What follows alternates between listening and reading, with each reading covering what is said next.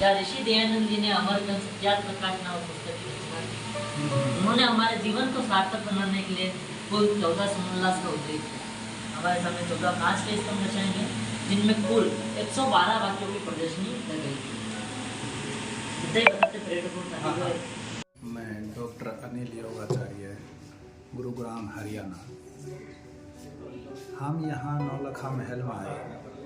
यहाँ रात को रुकने का अवसर प्राप्त हुआ और उसके साथ में सुबह आर्यवर्त पीठिका देखने का अवसर भी प्राप्त हुआ। यहाँ उदयपुर में अगर आने के बाद देखा जाए तो स्वामी दयानंद के अनुरूप उनके उद्देश्य कर्तव्य जो यहाँ पर पूर्ण रूप से दिखाया गया है वो बहुत ही अच्छा और वेदों के आधार पर स्वामी दयानंद के अनुरूप है। बाहर से आने वाले प्रत्येक व्यक्ति अगर इस रूप में आता है तो उसको वास्तव में जीवन जीने का और मोक्ष प्राप्त करने का जो रास्ता है वो सुचारू रूप से मिल पाएगा। तो इसी के साथ मैं यहाँ पर आने के बाद यहाँ के सभी प्रबंध कार्यकारिणी और अन्य सभी साथियों का हार्दिक अभिनंदन और स्वागत करना चाहता हूँ। इनकी व्यवस्था देख करके मन बहुत खुश हुआ। धन्यवाद।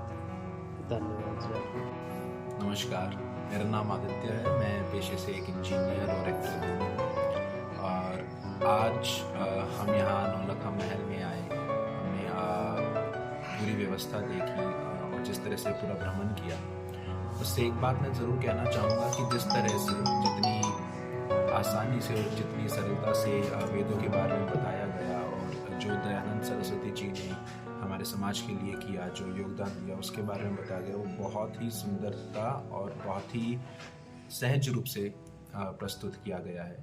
इसी के साथ एक और बात मैं कहना चाहूँगा कि जिस तरह से हमारी युवा पीढ़ी लक्ष्यों से हटकर या वेदों से दूर हटकर गलत संगत में पढ़कर या फिर गलत पथों पर चलकर अपना समय और शिक्षा दोनों व्यर्थ कर रही है, उसकी जगह अगर हम वेदों के सही ज्ञान को पढ़ेंगे और इस रास्ते पर चलने की कोशिश करेंगे तो मेरे विचार से उनका खुद का और समाज का और इस देश का ज़रूर भला होगा। आपने ये 16 संस्कार का भी देखा होगा जो विश्व में पहली बार यही बना है, तो उसके विषय में आपको क्या लगा, कैसा लगा देख के, उस विषय में कुछ बताएं।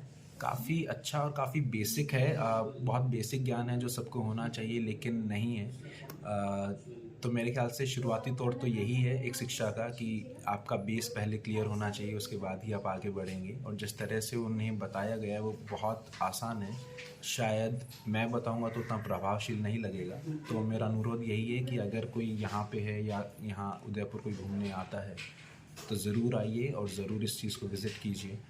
So this is pretty much it. Thank you. धन्यवाद।